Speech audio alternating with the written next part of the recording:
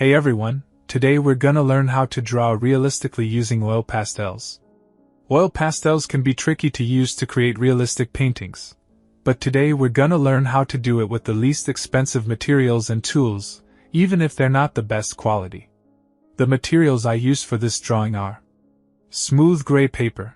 There's a myth that you need to use rough paper for oil pastels so that the paper can absorb more color. This is not true. You'll end up spending a lot of time and effort trying to fill in the paper's pores, and this applies to both oil and soft pastels. Bache oil pastels in thin sticks. I use these because they're affordable and easy to find. An oil painting knife. A blending pen. This is used to further blend colors and create smooth transitions. In today's tutorial, I'll guide you through my oil pastel painting process. First, I establish the lighting in my drawing, reserving space for highlights and preventing them from being affected by surrounding colors.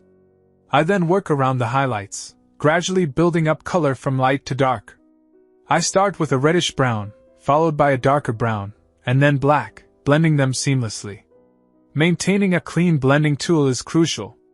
Next, I focus on the white of the eye, again moving from light to dark. I use white, followed by light to dark grays, then a bluish gray, and finally blue.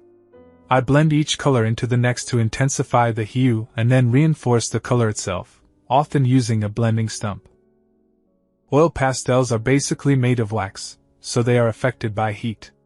When I use a heat gun, the color melts and sets on the paper. However, this method has the disadvantage that the color darkens a lot after it is exposed to heat. One of the advantages of this method is that it allows you to put more detail into the painting. Even white is very easy to apply over any other color. That's why the best time of year to paint with oil pastels is in the summer. During summer, colors tend to be creamier and softer, but in winter they become more brittle due to the cold. It's essential to keep your paper clean from color residue to prevent it from affecting your artwork. I always have a tissue on hand to gently remove any excess color. Pay close attention to light and shadow, and use a realistic blending technique by gradually blending colors into each other. Focus on tone rather than specific color to create depth and form in your painting. For the hair, I apply a light base and set it with a blending stump. Then I cover it with a darker layer as if it were invisible. Using a sharp tool, I carefully create individual strands of hair, revealing the underlying layer and creating natural gaps between the strands.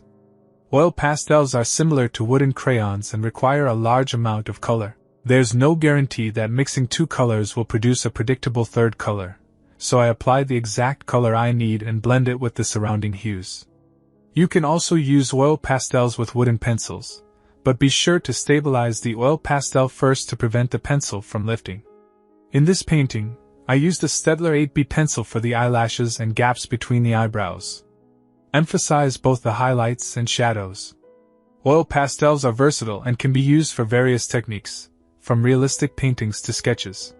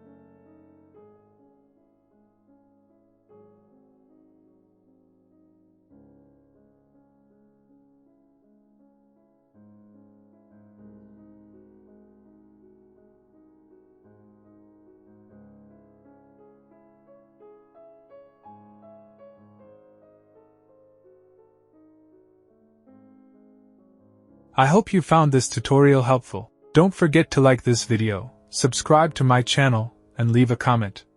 Bye bye.